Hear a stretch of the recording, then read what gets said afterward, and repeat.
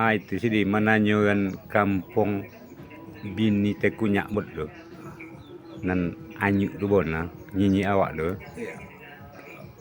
Karena namanya kan Hindun kan. Hindun. Kampungnya manuk situ mak tua dulu di bon dah. Meresponi. Cuma dia itulah kok ada mana kan. Koknya tak bau tersobuk meresponginya ya. Iya, meresponi.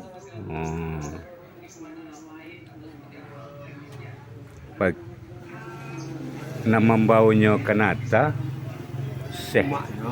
umaknya. Umaknya pembantu Gubernur Nata. Syekh Nata tu. Gubernur. Iya, Gubernur Nata tu. Gubernur ke Syekh Abdul Malik tu. Iya, Pagabosi. Apa yang CD tu? Ongkongku yang CD tu ya.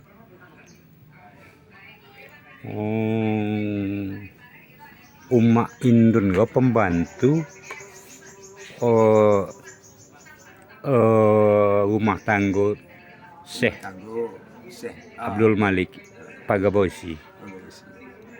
Teman jauh lah lawak ni yang na. Saya gua kat simpang siwa malam kan. Iko gadi ketek gadi. Kalau gadi lah kan. Jadi Cihanyu datang. Inyo belum mau bek enggak.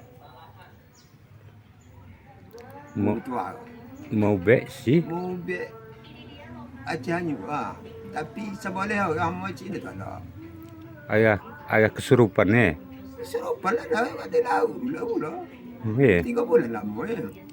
3 bulan. 3 bulan lama nak cerita 3 bulan. Dalam laut.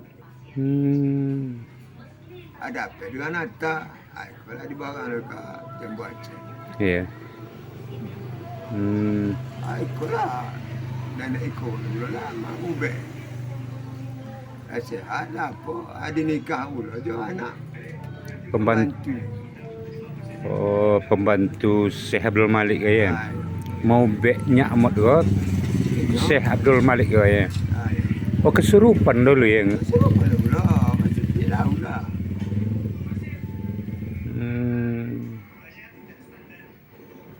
Sampai 3 bulan ni. Siapa yang menolong? Tuan apanya setan kajian lah.